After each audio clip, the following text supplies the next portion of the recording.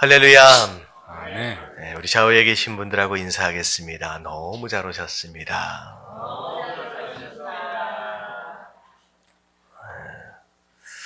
감사합니다. 자, 오늘 제목은 뭐냐면요. 재림을 준비하는 삶이다. 라고 우리가 이제 교제를 이제 함께 시작하려고 합니다. 자, 이게 뭐냐면요. 매일매일 하루가 시작되어지는 시간이 있고 또 하루가 또 끝나는 시간이 있잖아요. 일주일도 일주일의 시작이 있고 일주일에도 끝이 있는 것처럼 또 매달 시작이 있고 끝이 있고 또 이렇게 또 우리가 2015년도를 마무리하면서 2005년도, 15년도에 시작이 있었고 그리고 이제 마무리, 이제 끝이 있다라고 하는 것이죠. 어찌 보면 그냥 매일매일 똑같은 시간이잖아요. 1시, 2시, 3시, 4시 쭉 이어져 가는 시간들. 왜 굳이 하나님께서 이렇게 하루라고 하는 것들을 나누시고 일주일을 나누시고 매달 나누시고 이렇게 한 해를 이렇게 나누어 가고 계시느냐라고 하는 것이죠. 이 얘기는 뭐냐면 곧 우리의 인생도 시작이 있다라고 한다면 뭐가 있다는 거예요. 예, 끝이 있다라고 하는 거예요. 그래서 사실 오늘 얘기하고 있는 재림, 결국은 종말이라고 하는 것인데 세상에 시작이 있었다라고 한다면 곧 끝이 있다라고 하는 것입니다. 근데 중요한 건 뭐냐면 성도는 이 끝에 대한 것에 대한 마음의 이제 준비되어짐이 있어야 한다라고 하는 것이죠. 그래서 우리가 시작하여 매해를 지나가고 있는 상황 가운데 과연 진짜 끝을 위해서 우리가 무엇을 어떻게 준비해야 하느냐라고 하는 것들을 우리가 2015년도 마지막 수요일을 또 맞이하게 되면서 우리가 한번 살펴볼 필요가 있다라는 생각을 해보게 됐습니다. 그래서 주제를 잘 골랐죠? 별로. 네, 그래서 2015년도 마무리하면서 내 인생에도 끝이 있다라고 하는 그런 마음 가운데 잘 또 마무리를 해보자라는 거예요. 그래서 재림을 준비하는 삶입니다. 그래서 먼저 읽기를 한번 살펴보도록 하겠습니다. 바울은 다 같이 시작. 바울은 자기 인생을 정리하면서 이와 같은 영광스러운 고백을 했습니다. 이제 후로는 나를 위하여 의의 면류관이 예비되었으므로 주 곧 의로우신 재판장이 그날에 내게 주실 것이며 곧이어 그는 그 비결과 또 우리도 그 길은 삶을 살 수 있는 방법을 설명해 줍니다. 내게만 아니라 주의 나타나심을 사모하는 모든 자에게도냐. 바울은 참으로 주의 나타나심을 사모하며 산 사람입니다.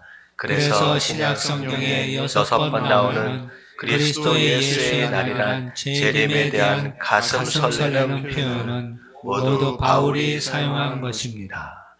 자, 바울이 이 땅을 살면서 굉장히 많은 사역들을 감당을 합니다. 그리고 신약 성경의 거의 반 이상을 바울이 쓰다시피 했거든요. 근데 이 어려운 사역과 이 힘든 사역을 가능하도록 한 원동력이 무엇이었겠느냐라는 거예요. 무엇이었겠느냐? 자, 바울을 이렇게 움직이도록 만든 이 원동력은 두 가지로 나누어집니다. 잘 정리해 두세요. 바울이 이렇게 열정적으로 헌신하여서 움직이도록 만든 가장 큰 원동력 두 가지. 첫 번째는 무엇이냐? 예수 그리스도에 대한 사랑과 감사입니다. 그러니까 바울 서신서들을 보면 바울이 이런 고백들을 해요. 정말로 나는 죄인이었다는 거예요. 근데 나를 하나님의 은혜로 사도로 세워주셨다, 택하여 주셨다라고 하는 거죠. 그래서 바울을 움직이도록 만든 가장 큰 원동력은 무엇이었느냐? 나를 택하여 주셨다는 거예요. 나를 사도 삼아 주셨다는 거예요. 그것에 대한 사랑과 그것에 대한 감사, 그것이 바울을 움직이도록 만든 가장 첫 번째 원동력이 됩니다. 그리고 두 번째 원동력이 무엇이냐? 지금 오늘 같이 읽었던 그리스도 예수의 날이에요. 장차 오실 예수 그리스도, 그 주님을 내가 다시 만나게 되는 그날을 기억할 수 있다라고 한다면 내가 지금 조금 힘들고 어렵다라고 할지라도 우리가 기쁨으로 감당할 수 있다라고 하는 것이죠. 바로 예수 그리스도 예수의 날이다라고 하는 것은 재림의 날이고 심판의 날이고 예수 그리스도를 만나서 내가 어떻게 살았는지에 대하여 계산하는 날이고 그 계산하는 것을 통하여 우리에게 뭘 주시는 날이냐? 상급, 의의 면류관을 주시는 날이다 하는 거죠. 그래서 조금 힘들어도 그때 그 이후에 내가 받을 그 면류관을 기억할 수 있다라고 한다면 생각하면요. 막 지금의 어려움까지도 견뎌나갈 수 있다라고 하는 것이죠. 그래서 바울은 이 두 가지 원동력으로 평생을 살아갔어요. 이것은 남의 이야기가 아니라는 거죠. 우리 또한 이 세상을 살아감에 있어서 나로 하여금 헌신되어지게 하고 나로 하여금 움직일 수 있도록 하는 원동력은 이 두 가지를 잡아야 돼요. 나같이 보잘것없고 연약한 나를 주의 종으로 또 주의 백성으로 삼아주시니 얼마나 감사해요. 그 은혜에 대한 감사. 그리고 장차 나에게 주시는 면류관 그 상급을 기억할 수 있다라고 한다면 바울처럼 그렇게 열정적으로 움직일 수 있게 된다라고 하는 것이죠. 그래서 바울은 이 두 가지 원동력을 가지고 평생을 살았습니다. 그래서 인생을 마무리하면서 서신서들의 그런 얘기를 해요. 그 은혜에 대해서도 얘기를 하고요. 그리고 앞으로 내가 받을 면류관 상급에 대해서 막 얘기를 하면서 막 흥분하는 모습들을 지금 보이고 있거든요. 그래서 오늘 이 바울 사도가 이야기한 이런 내용들과 더불어 과연 그리스도 예수의 날이다라고 하는 게 어떤 날이냐라고 하는 것들을 좀 살펴보도록 하겠습니다. 자, 밑에 보면 신약 성경은 예수님의 재림에 대하여 약 320번 정도 예언하고 있습니다. 예수님 다시 오신다는 거죠. 자, 근데 그런 내용들에 대해서 다음 질문에 대하여 아는 것에 대하여 말해봅시다라고 된 얘기 되어 있는데 과연 예수 그리스도가 다시 오시는 그 재림의 때에 대해서 우리가 얼만큼 알고 있느냐라고 하는 것이죠. 자, 첫 번째 질문이 뭐냐? 재림의 때는 언제냐는 거예요. 언제 예수님 오시겠느냐? 자, 두 번째, 어떤 모습으로 재림하실 것이냐? 세 번째, 어떤 방법으로 재림하실 것이냐? 그리고 네 번째, 재림하셔서 그 다음에 무슨 일이 일어날 것이냐? 자, 다섯 번째, 재림 때에는 왜 이렇게 늦어집니까? 근데 사실은 신약시대 초대교회 당시의 제자들은 예수님이 언제 오실 거라고 생각했는지 아세요? 그들이 살아있는 동안에 예수님이 오실 것이다 라고 하는 믿음이 있었어요. 근데 그들이 이미 죽은 지 얼마나 오래됐어요? 2000년이 넘었잖아요. 그럼에도 불구하고 아직 오시지 않았다라는 거죠. 어찌 보면 금방 오신다라고 하셨던 그 긴박한 어떤 선포에 비해서 굉장히 늦게 오시는 것과 같은 느낌이 든다는 거죠. 왜 이렇게 늦어지는 느낌이 드느냐? 자, 그리고 마지막 중요한 게 뭐예요? 재림을 준비하는 삶. 자, 재림이 결국은 다시 오신다라고 했는데 그러면 그걸 위해서 우리가 뭘 준비해야 하느냐라고 하는 것에 대한 질문들에 오늘 답하는 시간을 좀 갖도록 하겠습니다. 자, 1번을 보면 재림에 대한 성경의 가르침. 자, 첫 번째 1번 재림의 때입니다. 자, 마태복음 24장 36절 같이 한번 읽어볼게요. 시작. 그러나 그날과 그때는 아무도 모르나니 하늘의 천사들도 아들도 모르고 오직 아버지만 아시느니라. 자, 예수님께서 언제 오실지 자, 누가 안다는 거예요? 오직 하나님 아버지만 아신다는 거예요. 하나님 아버지만. 다시 말하면 어떤 존재도 심지어 천사들마저도 심지어 누구마저도 이 말씀을 하고 계시는 예수님마저도 나도 모른다라고 얘기를 하는 거예요. 자, 여기서 이제 질문이 있어요. 자, 예수님은 하나님이세요. 여러분, 하나님의 가장 기본적인 성품, 기본적인 능력은 무엇과 무엇이느냐? 전지와 전능입니다. 근데 예수님이 뭐라고 말씀하셨어요? 언제 오실지에 대하여 예수님이 뭐라고 말씀하시냐? 나는 모른다. 그러면 전지하신 것과 지금 상태가 어떻게 되는 거예요? 상황이에요. 지금 말이 안 받는 거잖아요. 예수님은 다 아셔야 되는 것인데 왜 언제 오실지를 모르느냐. 자, 예수님이 무지해서 전지하지 못해서 모른다라고 말씀하신 게 아니라 그거 재림에 대한 날은 누구 소환이라는 거예요? 예, 하나님 아버지의 것이라는 결정이라는 거예요. 그것에 대하여 이 아들 되어지신 예수 그리스도께는 침범하는 것이 아니라는 거예요. 하나님 아버지께 올려드리는 겁니다. 비록 충분히 그분 스스로도 하나님으로서 충분히 그때에 대해서 아실 수 있는 분임에도 불구하고 그것에 대한 영역은 하나님 아버지의 것으로 양보해 드린 겁니다. 무슨 얘기인지 아시겠죠? 그러니까 전지하심에 대해서 이제 부족함이 있는 게 아니다라는 거예요. 그러니까 다시 말하면 예수님도 모르고 이 세상의 어떤 존재도 모른다. 오직 하나님 아버지만 안다라고 이야기되어지고 있는 겁니다. 그래서 우리가 언제 오실 것이냐라고 하는 거에 대해서 논쟁할 필요가 있어요? 없어요? 없다는 거예요. 우리가 관여할 게 아니라는 거예요. 그냥. 자, 그래서 성경은 재림의 정확한 때는 아무도 알 수 없다고 말씀합니다. 자, 그러므로 정확한 날과 시를 말하는 것은 미혹하는 이단에 지나지 않습니다. 자, 누군가가 어떤 교회에선가가 자, 언제 오신다라고 날짜를 말하는 순간 그것이 뭐라는 얘기예요? 네, 이단이라는 얘기랑 똑같은 얘기예요. 그러니까 날짜를 이야기하는 순간 나는 진리에 속한 게 아니다라고 그냥 구별되어지는 겁니다. 그래서 이단에 지나지 않습니다. 근데 중요한 건 뭐냐면 정말로 아무것도 모르느냐? 그러나 성경은 재림의 때에 나타날 여러 가지 징후들에 대하여 말씀하고 있다.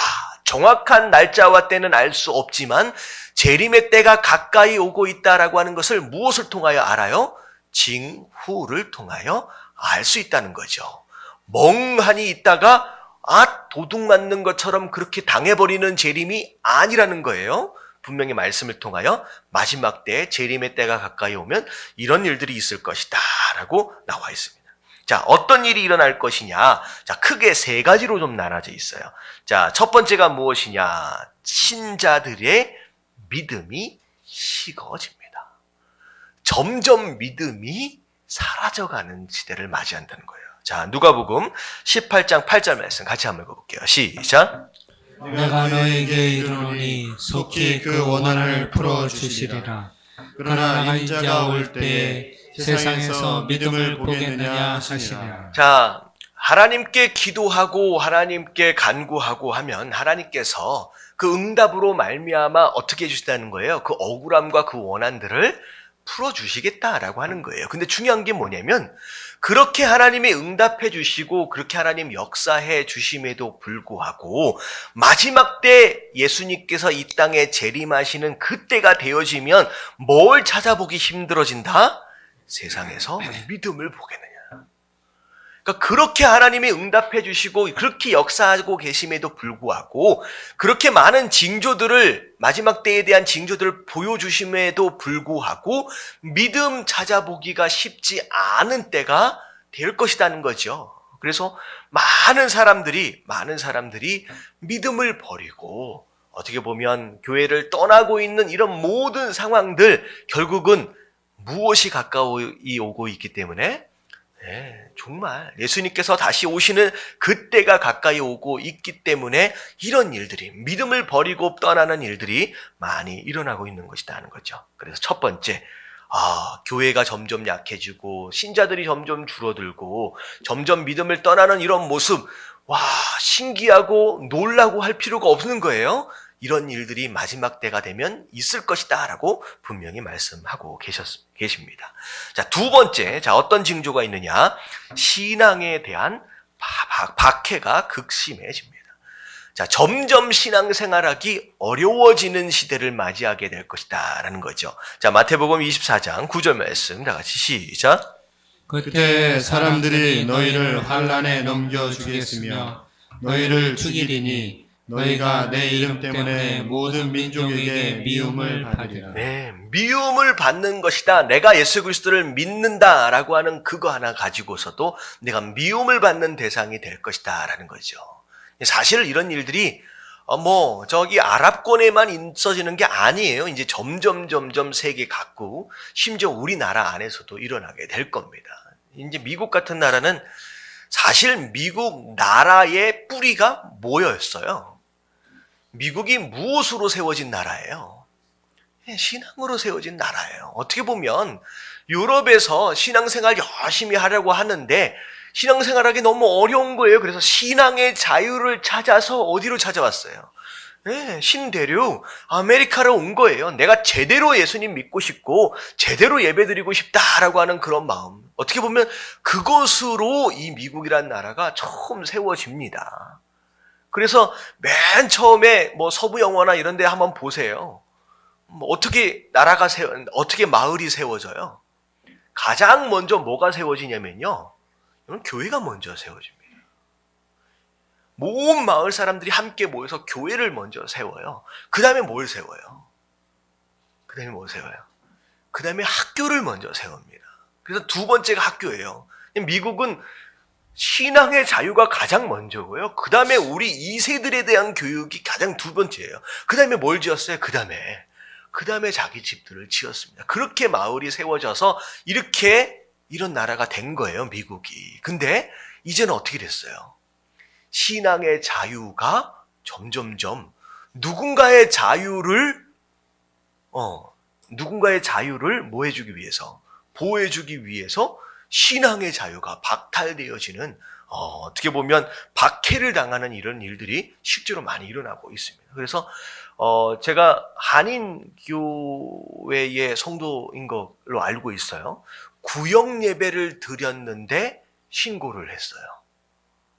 근데 그 소음이나 이런 것 때문에 신고한 게 아니라 집에 모였다라고 하는 거 그것으로. 그래서 한 100만 원 정도의 벌금을 내는 그런 일들까지 벌어졌다라고 합니다. 근데 실제로 학교 안에서도 마찬가지고 그 어떤 그림을 그려도 괜찮지만 십자가가 들어가 있는 그림을 그려서는 점수가 안 나오고 자기의 자기의 인생에 대하여 무슨 그 퍼스널 스테이먼트 같은 거 쓰잖아요. 그럴 때 예수 그리스도에 대한 신앙에 대한 고백이 들어가면 거의 0점 처리되다시피 하는, 그리고 어떤 책을 읽어도 좋지만 성경책은 학교 안에서 읽지 못하게 해버리는 그런 일들이 미국 안에서 많이 일어납니다, 지금.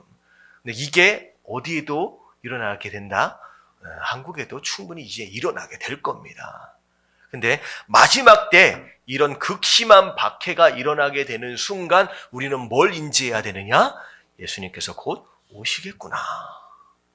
오시겠구나라고 우리가 이제 생각을 하면 된다는 거죠. 그래서 두 번째가 극심한 박해예요. 자, 세 번째가 무엇이냐? 모든 족속에게 복음이 증거될 때라고 나와 있어요. 자, 마태복음 24장 14절 말씀. 다 같이 시작.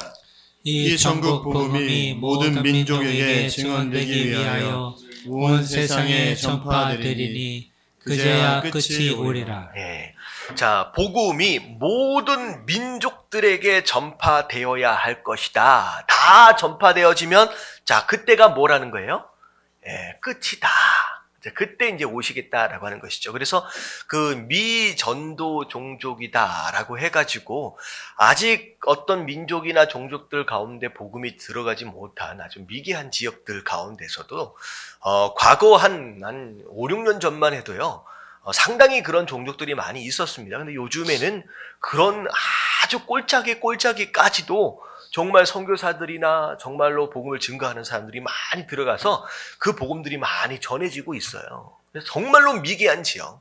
그러니까 진짜로 그 브라질 같은 데 이런 데 가보면 대륙이 이제 굉장히 크잖아요.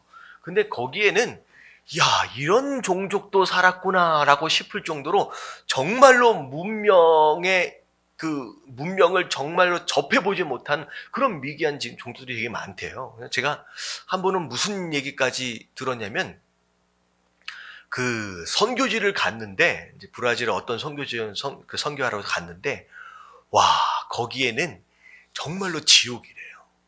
매일매일 살아가는 것 그 자체가, 야, 어떻게 문화 자체가 거의 없어 보이는 그런 지역이 있잖아요. 심지어는요, 이제 콧구멍이나 귓구멍이나 이런 데를 거의 열어놓고 있을 수가 없대요. 온갖 기생충 같은 거 있잖아요.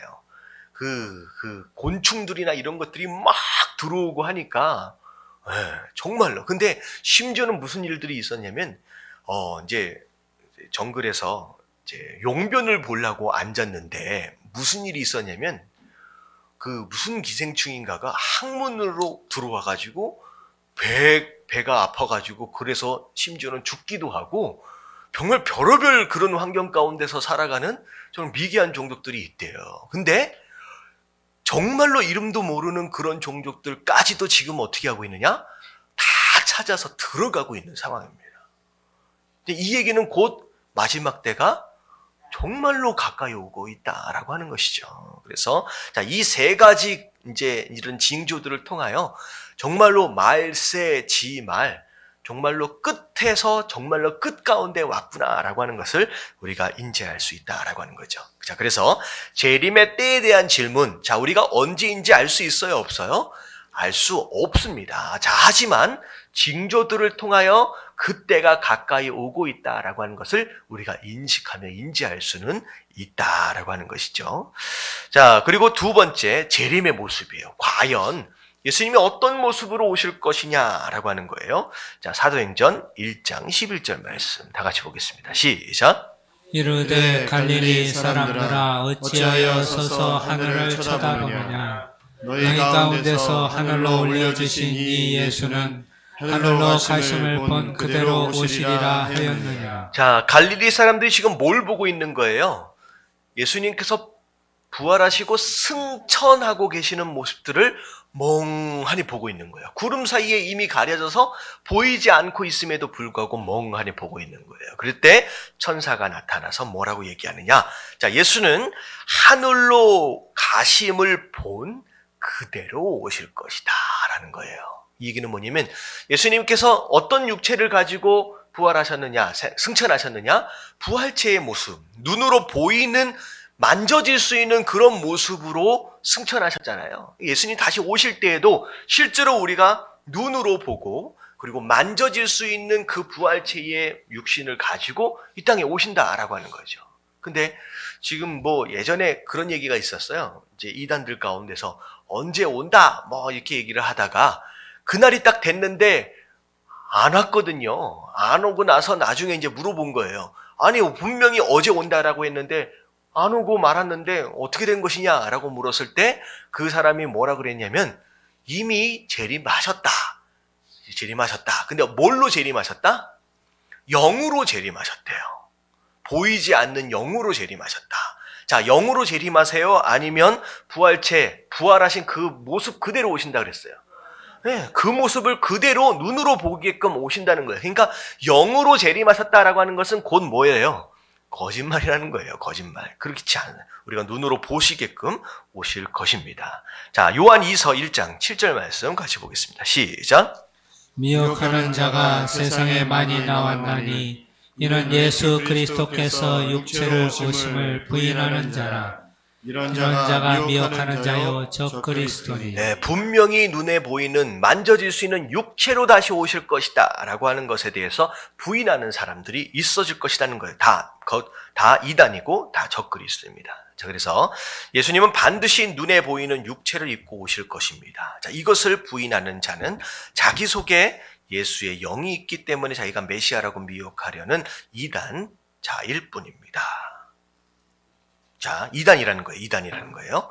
자, 그리고 예수님은 우리가 상상하는 모습보다 훨씬 더 영화로운 모습으로 임하셔서 아무 말도 할 수 없게 하실 것입니다. 자, 데살로니가후서 1장 10절 말씀 다 같이 시작.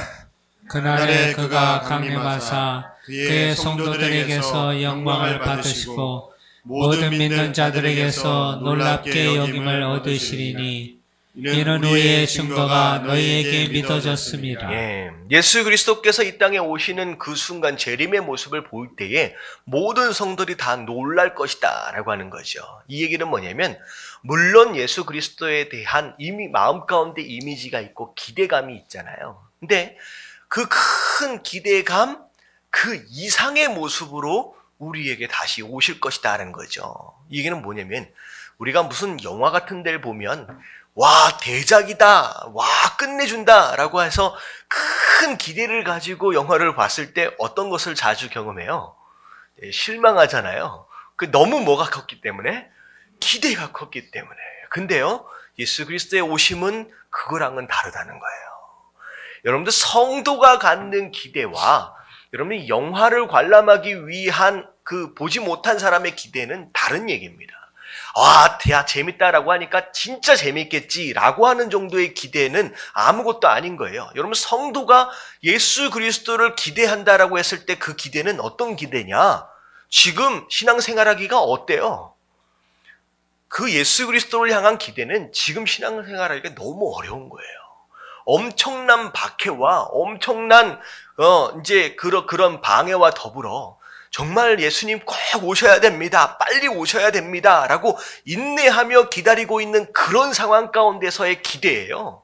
그 기대는 엄청난 거예요. 근데 그때 예수 그리스도가 오셨을 때 우리가 기대한 것 그 이상 초월하여서 정말로 놀랄 수밖에 없는 그런 영화로운 모습으로 우리를 만나 주실 것이다 라고 하는 것입니다. 여러분, 기대하셔도 좋은 줄로 믿습니다.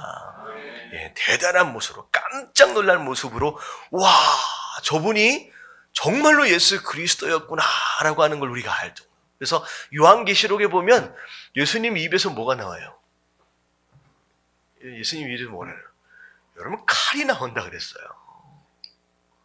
그러니까 요한이 볼 때에 예수님의 모습은 우리가 생각할 수 있는 그런 모습하고는 너무 다른 진짜 영광스럽고 그런 모습으로 온다라고 하는 것이죠. 자, 그래서 예수님의 모습은 그런 모습이에요. 자, 어떻게 오실 것이냐? 자, 재림의 방법이에요. 마태복음 24장 27절입니다. 시작. 번개가 동편에서 나서 서편까지 번쩍임 같이 인자의 임함도 그러하리라. 자, 우리가 재림, 자, 육신을 입고 이 땅에 오신다라고 했을 때 가장 크게 걱정하고 궁금해하는 게 뭐냐? 지구는 어떻게 생겼어요? 둥글게 생겼어요. 자, 이쪽 하늘에서 오시면 반대쪽 하늘에서는 못 볼 것이 아니냐라고 하는 걱정들이 있다는 거죠. 근데 지금 여기 말씀을 보니까 번개가 동쪽에서부터 서쪽까지 빠박 지나가는 것처럼 예수 그리스도의 오심은 우리가 생각하고 있는 그런 3차원 안에서의 이쪽 가면 이쪽 못 보고 저쪽 가면 저쪽 못 보는 그런 개념의 것이 아니다라는 거죠. 그리고 마태복음 24장 30절 말씀 더 읽어볼게요. 시작. 그때 인자의 징조가 하늘에서 보이겠고 그때 땅의 모든 족속들이 통곡하며 그들이 인자가 구름을 타고 능력과 큰 영광으로 오는 것을 보리라. 네, 그렇게 하늘에서 그런 징조와 더불어 구름을 타고서 큰 영광 가운데 그렇게 오신다. 그래서 구름을 타고 오실 예수님은 번개가 짧은 시간에 넓은 지역에 동시에 번쩍임 같이 모든 사람이 동시에 볼 수 있도록 오실 것입니다.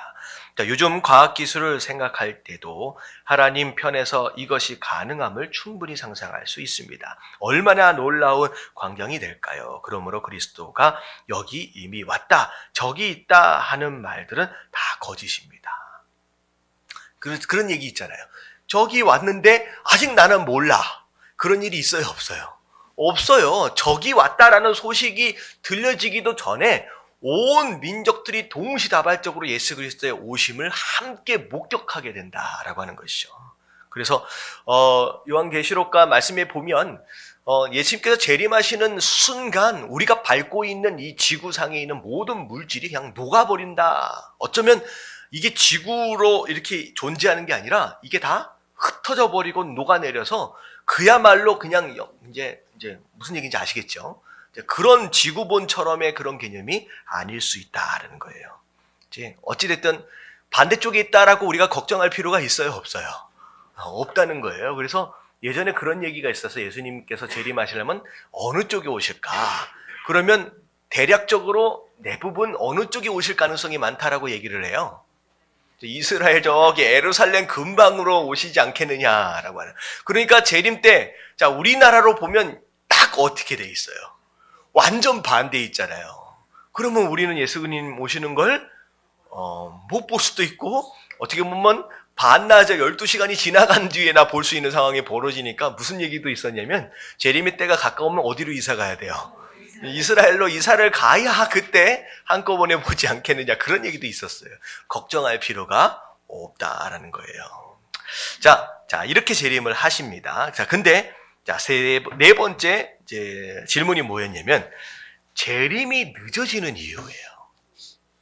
곧 오신다 라고 긴박하게 말씀하셨음에도 불구하고 심지어 사도 요한 같은 경우에는 요한계시록을 마무리하면서 뭐라고 얘기해요? 주 예수요? 어서 오시옵소서 라고 얘기를 하긴 했는데도 불구하고 이미 그 사람들은 2000년 전에 다 죽었어요. 아직도 안 오셔요. 왜 이렇게 늦어지는 것처럼 보이느냐? 자, 베드로 후서 3장 8절부터 9절까지입니다. 시작. 사랑하는 자들아, 주께는 하루가 천년 같고 천년이 하루 같다는 이 한 가지를 잊지 말라. 주의 약속은 어떤 이들이 더디다고 생각하는 것 같이 더딘 것이 아니라 오직 주께서는 너희를 대하여 오래 참으사 아무도 멸망하지 아니하고 다 회개하기를 이루기를 원하시느니라. 네, 왜 이렇게 더디 오시는 것처럼 느껴지느냐? 더디 오시는 게 아니에요. 지금 뭐 하시는 거예요, 예수님께서? 네, 기다리고 계시는 거예요. 참으시는 거예요. 가능하면 모든 자들이 다 구원받기를 기대하고 원하시는 마음으로 그렇게 하신다는 거죠. 자, 그래서 어찌 보면 이 말씀은 제가 한번 설교를 말씀드렸던 것처럼 노아가 몇 년 동안 시간이 걸려서 방주를 만들어요. 120년 걸려서 만들어요. 여러분 120년 동안 배를 짓는다. 여러분들 이거는 보통 일이 아니잖아요. 근데 굉장히 오랜 시간처럼 느껴지는데 사실은 그 120년은 어떤 시간이냐? 하나님께서 당시에 살고 있는 자들로 하여금 뭐 하도록 하기 위하신 거예요. 회개해서 돌아오기를 원하는, 그렇잖아요. 이게 평지의 바닷가가 아닌데 배를 짓고 있는 이런 상황들, 그걸 목격하면서 다들 생각할 거라는 거예요. 도대체 왜 배를 저기다 짓고 있느냐? 그러면서 하나님의 뜻과 하나님의 심판에 대하여 듣고 회개하기를 기다린 그 120년의 시간, 어떻게 보면 길지만 하나님께서는 그 120년을 그렇게 애타게 기다리셨다라고 하는 거, 그게 바로 지금까지도 기다리고 계시는 바로 하나님의 마음입니다. 그래서 성경은 재림하신 예수께서 선악간에 산자와 죽은 자를 심판하신 후 이 땅에 완전한 평화와 의와 기쁨이 다스리는 하나님 나라가 도래하게 될 것이라고 약속하고 있습니다. 자, 그런데 이 같은 약속이 지연되는 이유는 한 사람이라도 더 구원하기 위한 하나님의 사랑 때문이다라는 거죠. 사랑 때문이다. 자, 그래서 이렇게 예수님께서 이런 모습으로 이렇게 오실 것입니다. 자, 그 다음에 우리가 이제 살펴볼 내용이 뭐냐면, 그렇게 오실 예수 그리스도, 그 재림을 우리가 뭐 해야 된다? 준비해야 된다는 거예요. 우리는 얼마나 가까이 그때가 오고 있는지를 알 수 있다라고 얘기했잖아요. 그 징조를 통하여.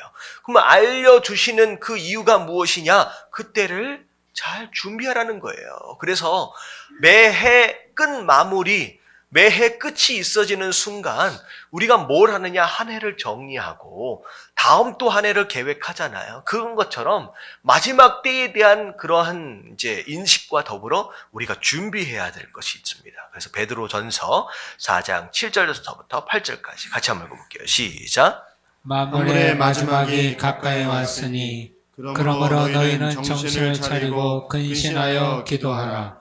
무엇보다도 뜨겁게 서로 사랑할지니 사랑은 허다한 죄를 덮느니라. 자, 이게 아마 지지난주 함께 말씀을 나눴던 내용입니다. 자, 마지막 때가 가까이 오면 올수록 정신을 차려라 라고 얘기했어요. 자, 이걸 또 다른 표현으로 뭐라고 얘기할 수 있느냐?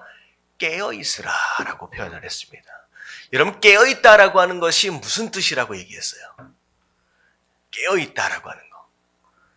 여러분, 영적으로 깨어있다라고 하는 것은 내 안에서 일어나는 모든 일들을 포함해서 내 주변에 있는 모든 일들에 대하여, 상황들의, 사건들에 대하여 누구의 눈으로? 하나님의 눈으로 인식하고 하나님의 눈으로 바라보고 하나님의 관점에서 반응하고 그렇게 살아갈 수 있는 삶, 그걸 한마디로 깨어있다, 영적으로 깨어있다는 것을 무슨 충만이라고 얘기했느냐? 성령 충만. 상 드려야 되겠는데. 성령 충만이라 그랬어요. 여러분, 성령 충만의 비결이 뭐라 그랬어요? 딱 하나예요. 기도. 네, 기도예요. 그리고 여기 나오잖아요. 정신 차리고 근신하여 뭐하라? 기도하라고 얘기했어요. 이 방법밖에 없어요. 기도하지 않으면 성령 충만의 방법이 없고요. 여러분, 성령 충만해야 깨어있을 수 있어서 우리 안에 일어나는 이 모든 일들에 대해 하나님 눈으로 볼 수 있다라고 하는 것이죠. 그래서 자, 그렇게 하라는 거야. 기도함으로 깨어서 정신을 차려라. 자, 근데 무엇보다도 자, 우리가 뭐 하는데 힘을 써야 되느냐? 서로 사랑해라라는 거죠. 서로 사랑해라. 그래서 마지막 때 재림을 준비하는 삶의 첫 번째는 뭐냐면, 물론 기도함으로 깨어 있어서 성령 충만해야 하지만 성령 충만 자체가 목적이 아니에요. 그것을 통하여 우리가 뭐 하도록 하기 위해서? 서로 사랑하기 위한 거예요. 재림을 위한 첫 번째 우리가 준비해야 될 게 서로 사랑하는 겁니다. 자, 재림을 준비하는 삶은 깨어 기도하며 열심으로 서로 사랑하는 것입니다. 라는 거죠. 자, 두 번째, 베드로후서 3장 11절부터 12절까지 다 같이 시작. 이 모든 것이 이렇게 풀어지리니 너희가 어떠한 사람이 되어야 마땅하냐? 거룩한 행실과 경건함으로 하나님의 날이 임하기를 바라보고 간절히 사모하라. 자, 뭐 해야라는 거예요? 어떤 삶을 살아라? 거룩하고 경건한 삶을 살아라 라는 거예요. 자, 거룩하고 경건한 삶. 자, 거룩하다라고 하는 것은 홀리라고 얘기할 수 있겠고, 경건이라고 하는 것은 영어로 보면 가들리예요. 하나님처럼이란 뜻이에요. 하나님처럼. 결국은 우리가 누굴 닮아가는 삶이에요? 예수 그리스도, 하나님을 닮아가는 그런 삶의 모습을 살아야 한다라는 겁니다. 그래서 재림을 준비하는 삶은 거룩한 행실과 경건함을 갖는 것입니다. 자, 세 번째, 자, 히브리서 10장 25절입니다. 시작. 모이기를 패하는 어떤 사람들의 습관과 같이 하지 말고 오직 권하여 그날이 가까움을 볼수록 더욱 그리하자. 자, 마지막 때 재림을 준비하는 마지막 우리의 삶이 무엇이냐? 모이는데 힘쓰래요. 모이는데. 자, 모여서 뭐 하라는 거예요? 여러분들, 모이는 이유는 딱 두 가지예요. 딱 두 가지예요. 자, 뭘 위해서 모이느냐? 예배를 위해서 모입니다. 예배를 위해서 모여요. 그리고 예배를 위해서 모여서 또 뭐 하겠다는 것이냐? 여러분들, 모인 다음엔 뭐예요? 흩어지잖아요.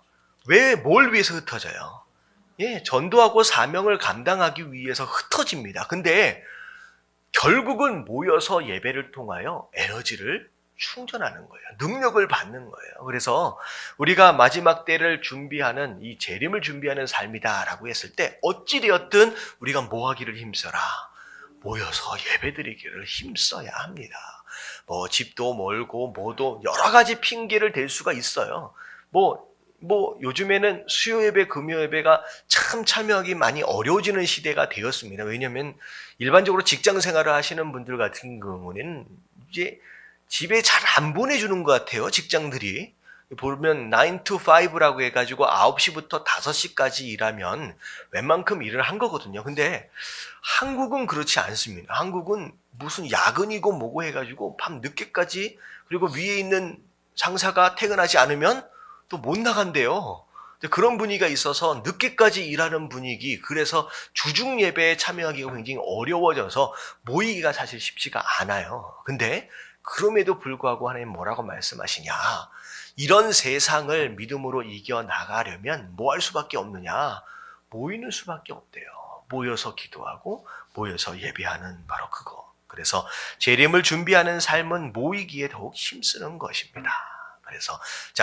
그래서 거꾸로 가면 좋을 것 같아요. 결국은 재림을 준비하는 삶의 첫 번째는 뭐 하는 거예요? 모이는 거에 힘씁니다. 모이는 데 힘쓰는 거예요. 모여서 예배드리고 모여서 기도하고 모일 때마다 충전되어지는 바로 그런 삶. 그런 다음에 모이는 것을 통하여 결국은 두 번째, 그 다음에 어떤 삶을 사는 거예요? 거룩하고 경건한 삶을 사는 겁니다. 근데 우리가 깨끗해지고 죄 짓지 않는 바로 그것 자체가 우리의 삶의 목표가 아니라 그랬죠. 그 다음에 뭐 해야 돼요? 우리가 서로 사랑하라는 거예요. 여러분, 서로 사랑하기 때문에 전도하는 거예요. 사랑하기 때문에 전도하는 거죠. 자, 그래서 이런 세 가지를 해야 되는 것이 바로 재림을 준비하는 삶이다라는 겁니다. 자, 마지막 성도의 가장 큰 소망이 뭐냐? 자, 성경의 마지막 장인 요한계시록 22장은 재림에 대한 예수님의 확실한 약속과 그날을 사모하는 성도들의 간절한 열망으로 가득 차 있습니다.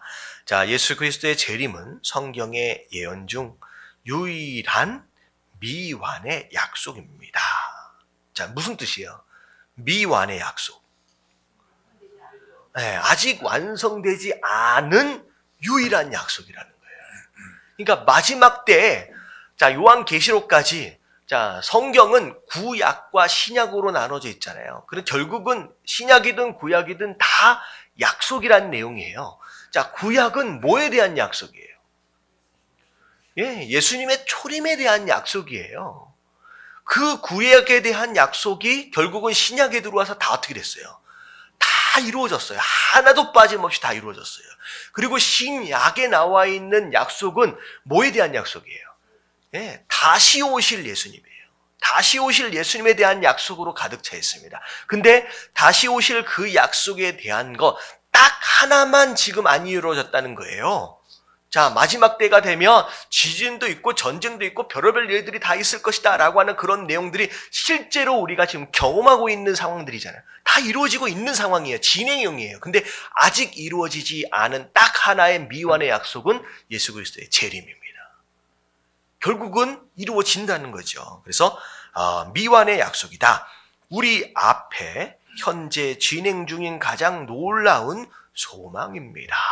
결국은 우리가 이루어지는 것을 목격하고 경험되어질 수 있는 바로 우리에게 있어서 큰 소망이 되어진다라고 하는 거죠. 그래서 요한계시록 22장 12절 다 같이 한번 읽어볼게요. 시작. 보라, 내가 속히 오리니 내가 줄 상이 내게 있어 각 사람에게 그가 행한 대로 갚아주리라. 마지막 때 예수님께서 오실 때 반드시 두 가지 심판이 있다라고 말씀을 드렸어요. 자, 믿지 않는 자들에게는 어떤 심판? 지옥 심판입니다. 그냥 물을 것도 없어요. 네 안에 예수 그리스도가 있느냐, 네가 예수 그리스도와 상관이 있느냐 없느냐, 없으면 뭐 하는 거예요? 그냥 물을 것도 없이 어떻게 살았느냐라고 하는 것에 대해서 물을 것도 없이 그냥 지옥으로 가는 거예요. 그게 믿지 않는 자들을 향한 심판입니다. 근데 자, 또 다른 심판이 있어요. 그건 누굴 위한 심판이냐? 믿는 자, 성도들을 위한 심판입니다. 근데 그 심판은 무슨 심판이에요? 여러분, 상급 심판이에요. 여러분, 상급 심판이다라고 얘기를 하니까 야, 그냥 상만 받으니까 그냥 좋겠네라고 얘기할 수 있지만 여러분들 어떻게 살았느냐라고 하는 것을 가지고 주실 것이 있다라고 한다면 그때에 엄청나게 많은 상급으로 인하여 기뻐할 누군가가 있는가 하면 그 옛날 그런 표현이 있잖아요. 개털 모자도 하나도 얻지 못하는 안타까운 그런 상황에 누군가가 있을 수도 있다라고 하는 거죠.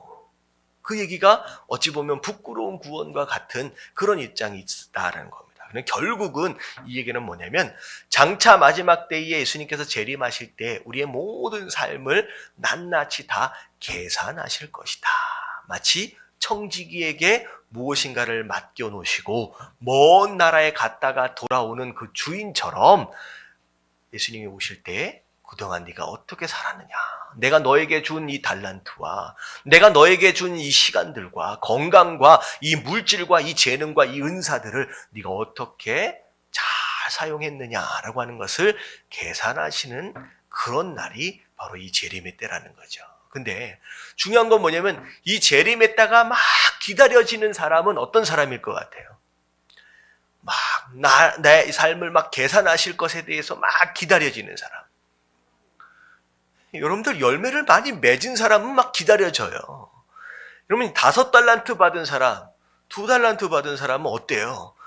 5달란트 받은 사람은 얼마나 남겼어요? 또 다른 5달란트를 남겨서 10달란트를 만들어 놨어요.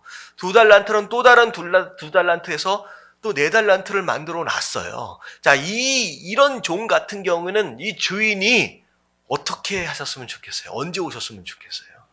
빨리 오셨으면 좋겠는 거예요. 내가 만들어 놓은 그 열매들을 함께 보여주고 싶다는 거죠. 근데 이 주인이 안 왔으면 좋겠다라고 생각하는 사람은 어떤 사람일까요? 1달란트 받은 사람처럼 묻어놓은 사람. 나중에 와가지고 핑계 댈 것도 없어가지고 주는 뭐 심지 않은 곳에서 뭘 어떻게 거두시고 뭐 이런 이상한 얘기나 하고 앉아 있잖아요. 기다려지지가 않는 거죠. 결국은 예수 그리스도의 재림을 기대하는 사람은 오늘도 뭐 하고 있는 사람이냐? 열매를 맺어가고 있는 사람들은 막 기다려진다는 거죠. 그래서 바울 서신서들을 보면 바울은 주님 오시는 그날을 어떻게 하고 있어요?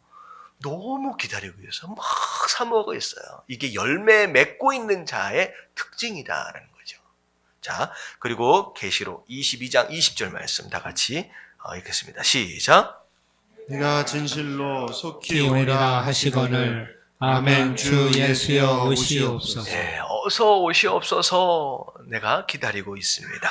라고 하는 바로 그런 소망과 그런 기대감으로 가득 차 있는 성도의 모습. 자, 이게 우리의 삶의 모습이어야 하는 줄로 믿습니다. 자, 이런 삶을 살려면 기본적으로 어떻게 살아야 하느냐? 열매를 맺어가야 합니다. 그래야 하나님이 기다려져요. 그래서 자, 마지막 나와 있는 내용이 뭐냐면 그 손양원 목사님의 주님 고대가 이런 찬양이 있는지는 잘 모르겠어요. 이제 가사를 한번 좀 읽어보면서 마무리하도록 하겠습니다. 자, 1절 한번 읽어볼게요. 시작. 낮에나 밤에나 눈물 머금고 내 주님 오시기만 고대합니다. 가실 때 다시 오마 하신 예수님, 오 주여 언제나 오시렵니까? 자, 3절. 먼 하늘 이상한 구름만 떠나 행여나 내 주님 오시는가 해 머리 들고 멀리 멀리 바라보는 맘, 오 주여 언제나 오시렵니까? 이상한 징조만 생기면 예수님 오실라나 보다 그런 마음이 든다는 거죠. 자, 6절 시작. 천년을 하루같이 기다린 주님, 내 영혼 당하는 것 볼 수 없어서 이 시간도 기다리고 계신 내 주님, 오 주여 언제나 오시렵니까? 그러니까 어떤 삶을 살았느냐라고 하는 그것이 주님을 향한 기대감으로 나타난다라는 거죠.